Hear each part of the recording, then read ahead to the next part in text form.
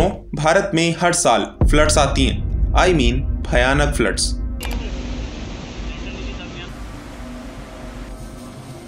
और ये कोई आज की प्रॉब्लम नहीं है। 2005 में मुंबई, 2015 में चेन्नई, 2018 में केरला, बल्कि इसी साल 2024 में भी गुजरात, केरला, असम और ऑलमोस्ट पूरे भारत में ही मैसिव फ्लड्स आई हैं, जिनसे तुम्हारे और मेरे जैसे ही लाखों लोग, साथ ही भारत की ग्रोथ, भारत की इकोनॉमी सब प्रभावित हुए हैं। अगर एक्सपर्ट्स की माने तो पिछले कुछ सालों में भारत में आने वाली फ्लड्स की इंटेंसिटी और फ्रीक्वेंसी दोनों ही डेंजरस लेवल पे बढ़ी हैं, जिससे आने वाले सालों में प्रॉब्लम और बढ़ेगी ही। पर यार इंडोट्रो, भारत तो आज हर सेक्टर में इतना ग्रो कर रहा है, तो फिर क्यों हम इन फ्लड्स की प्रॉब्लम को सॉल्व नहीं कर पा रहे हैं? ओके, अब सवाल तो ऑन पॉइंट है, पर मित्रों इसके लिए हमें ये समझना होगा कि भारत में फ्लड्स आती ही क्यों हैं और क्यों ये हर साल और डेंजरस होती जा रही हैं। अब ऐसा होने के पीछे बेसिकली 3 ऐसे कारण हैं, रीजंस हैं जो डायरेक्टली इनडायरेक्टली हमारी ही देन है। रीजन नंबर 1 है dramatic change in weather pattern, and तुम्हें इसके कई एग्जांपल्स पिछले कुछ सालों में ही मिल जाएंगे। एक्सट्रीम रेनफॉल, लेट्स से किसी शहर में मॉनसून सीजन के टाइम पे काफी टाइम तक पहले तो बारिश होती नहीं है, तो एकदम से इतनी हो जाती है कि उस पूरे रीजन के फ्लड मैनेजमेंट सिस्टम की वाट लग जाती है। और फैक्ट तो ये है कि ऐसी सिचुएशन न सिर्फ भारत बल्कि पूरी दुनिया में ही देखने को मिल रही है। Reason global warming. पर भाई, ग्लोबल टेम्परेचर्स के बढ़ने का वेदर पैटर्न से क्या रिलेशन है? रिलेशन उतना ही है जितना जॉनी लीवर का कॉमेडी और MS धोनी का क्रिकेट से है।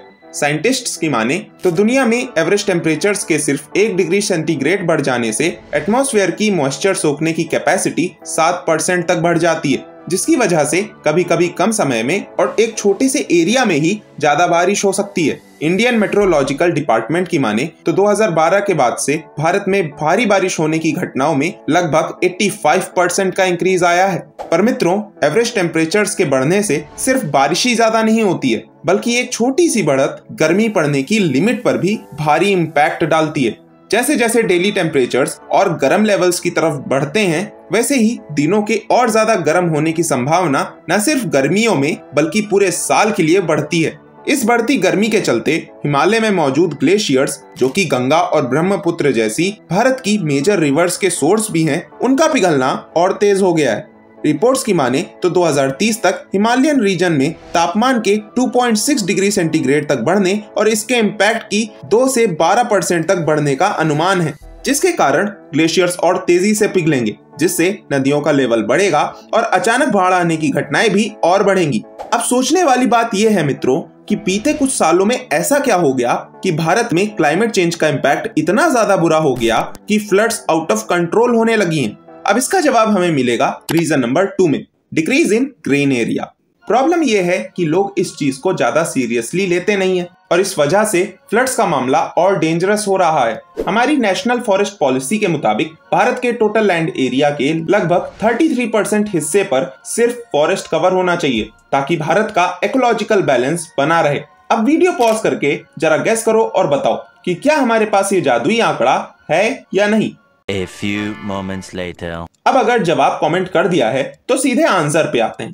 सो मित्रों, रियलिटी में आज भारत के 33% लैंड एरिया में नहीं बल्कि उससे काफी कम 21.71% एरिया में ही फॉरेस्ट कवर मौजूद है। जहां अपन अगर सिर्फ पेड़ों की भी बात करें तो साल 2000 से 2023 के बीच में ही भारत ने लगभग अपना 6% ट्री कवर या लगभग मेघालय के साइज से ज्यादा का ग्रीन कवर खो दिया है। और यह भी एक बड़ी वजह रही है कि भारत में पिछले कुछ सालों में न सिर्फ क्लाइमेट चेंज की बल्कि फ्लड्स की प्रॉब्लम भी इंटरेस्ट लगा के बढ़ी है। पर इंडोट्रो, जंगलों के होने न होने से फ्लड्स का क्या लेना देना है?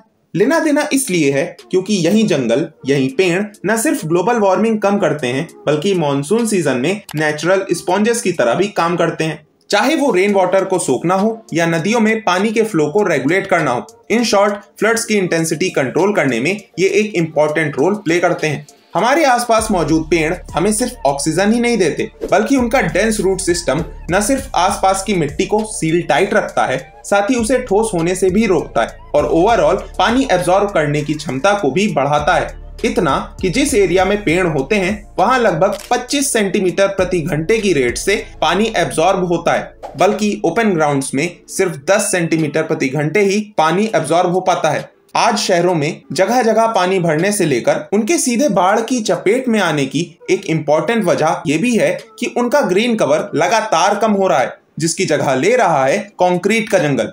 एग्जाम्पल के लिए मुंबई के इन मैप्स को देखो। 1988 और 2018 के बीच मुंबई का ग्रीन कवर यहां से यहां पहुंच गया। नंबर्स में बोले तो लगभग 42% ग्रीन कवर का घाटा हुआ है। वहीं लगभग सेम टाइम फ्रेम में वहां कंस्ट्रक्टेड एरिया में लगभग 99.9% का इंक्रीज देखा गया।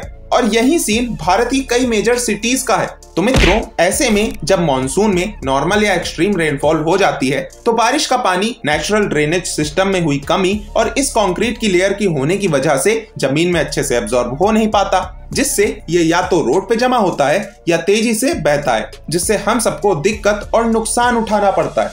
अब डेवलपमेंट ना करो तो दिक्कत, करो तो दिक्कत। भाई तू ही बता दे, हम करें तो करें क्या? देखो, डेवलपमेंट होना खराब नहीं है, ये एक आगे बढ़ रहे देश की जरूरत है। ऑफ कोर्स हमें अच्छे हाईवेज की जरूरत है, अच्छी बिल्डिंग्स, अच्छे शहरों की जरूरत है। द ओनली रिक्वायरमेंट इज कि वो सस्टेनेबल होने चाहिए। चलो इसे एक एग्जाम्पल से समझते हैं। मान लो तुम्हारे दो जिगरी दोस्त हैं, संता और बंता। अब दोनों ने ही अपने लिए नए घर लिए हैं। बंता एक ऐसी सोसाइटी में घर लेता है जहां शहर के इंफ्रास्ट्रक्चर को एकदम सोच समझ कर बनाया गया है। वहीं दूसरी तरफ है संता, जो कि एक कॉन्ट्रैक्टर के झांसे में आकर कि सर व्यू अच्छा मिलेगा, एक नदी के एम्बैंकमेंट या किनारे से सटे हुए एरिया में घर ले लेता है। बंदा के यहाँ मॉडर्न ड्रेनेज सिस्टम्स, पार्क्स और ओपन एरियाज हैं। साथ ही उसके इलाके की सभी बिल्डिंग्स स्ट्रिक्ट जोनिंग लॉज के तहत फ्लड प्रोन जोन्स जैसे नदी के किनारे या निचले इलाकों से दूर बनी है। इन शॉर्ट उसकी सोसाइटी नेचर को ध्यान में रखकर बनी है। पर संता के इलाके में प्रॉपर प्लानिंग से बना जरूरी इंफ्रास्ट्रक्चर तो छोड़ो, ड्रेनेज सिस्टम में खुले और खराब तरीके से बने नाले हैं जो अक्सर कूड़े कचड़े से चोक कर जाते हैं। आसपास का इलाका पूरा कंक्रीट से बना हुआ है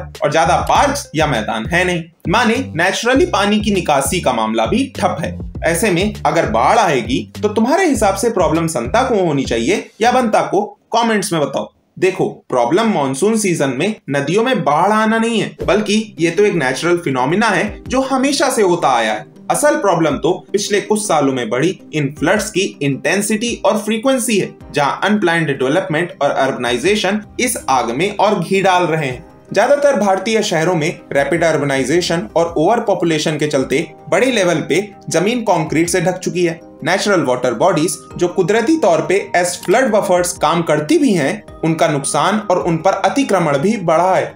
शहरों में मौजूद झीलों, तालाबों और वेटलैंड्स में मिट्टी भरी जाती है ताकि उन पर कंस्ट्रक्शन हो सके। और आज इस तरह भारत के हर बड़े शहर में फ्लड्स के दौरान काम आने वाले ये जरूरी वाटर स्टोरेज एरियाज और नेचुरल ड्रेनेज सिस्टम्स खत्म हो रहे हैं। अब कैसे, वो डाटा से समझते हैं। बीते समय में सिर्फ वेटलैंड्स पे किस लेवल का अतिक्रमण हुआ है वो अपन इस बात से समझ सकते हैं कि पिछले 30 सालों में भारत ने अपने हर 5 वेटलैंड्स में से 2 वेटलैंड्स खो दिए हैं। फ्लड बफर्स जो नेचुरली बाढ़ की इंटेंसिटी को कम करते हैं, उनके न होने से शहरों पर फ्लड्स के इम्पैक्ट का और बुरा असर होता है, जो धीरे धीरे बढ़ ही रहा है। पर इन डॉक्टरों, हमारे खुद के बनाए ड्रेनेज सिस्टम्स का क्या? वो क्यों फेल हो जाते हैं ऐसे टाइम पे? अच्छा, आज लगभग हर शहर में ओवर पॉपुलेशन का इशू है, जिसके कारण नदी या नालों के किनारे भी लोग रहने लगते हैं और वो कचरे को वहीं पे डंप करते हैं। डाटा कहता है कि भारत में हर दिन लगभग 1.5 लाख टन जितना म्युनिसिपल सॉलिड वेस्ट जनरेट होता है, जिसमें से सिर्फ 83% ही कलेक्ट हो पाता है। ऐसे में नाले और नालियों में पड़े वेस्ट से क्लॉगिंग और पोल्यूशन होता है, जिस पर अथॉरिटीज भी समय से एक्शन लेती नहीं है। अब नेचुरल ड्रेनेज सिस्टम है नहीं, ओपन ग्राउंड्स है नहीं, ऊपर से बनाए गए ड्रेनेज सिस्टम्स आउटडेटेड और ओवरलोडेड हो रखे हैं। ऐसे में बाढ़ और बारिश का पानी जाए तो जाए कहाँ? तो मित्रों, अब आता है हमारा मेन सवाल कि हम इन फ्लड्स की प्रॉब्लम को सुलझाएं कैसे। देखो, लॉन्ग टर्म में सिचुएशन तभी बदलेगी जब हम फ्लड्स के आने के बाद नहीं, बल्कि उनके आने से पहले ही प्रोएक्टिव अप्रोच के साथ जरूरी स्टेप्स लेंगे। हमारे देश में सरकारें फ्लड्स की प्रॉब्लम सॉल्व हो सके उस ओर जरूर कई स्टेप्स ले रही हैं, पर अभी भी भारत की फ्लड्स को लेकर अप्रोच अक्सर रिएक्टिव ही होती है, जहां अथॉरिटीज फ्लड्स आ जाने के बाद हरकत में आती हैं और फिर जरूरी स्टेप्स लिए जाते हैं। अब प्रोएक्टिव अप्रोच रखने से मेरा क्या मतलब है वो समझने के लिए अपना पड़ोसी चाइना ही काफी है। अनप्लैन्ड डेवलपमेंट प्लस 2 और बड़ी गलतियों की वजह से चाइना में भी कुछ ऐसे ही हाल हो रखे थे, पर चाइना ने अपनी गलतियों से सीखते हुए कुछ इंपॉर्टेंट स्टेप्स लिए जो कि वैसे भारत के लिए भी कारगर साबित हो सकते हैं। अब वो स्टेप्स क्या हैं और चाइना की वो 2 बड़ी गलतियां क्या थी, ये जानना है तो इस वीडियो को देखो। बाकी मैं मिलता हूं तुमसे उसी वीडियो में। टिल देन सब्सक्राइब कर लो।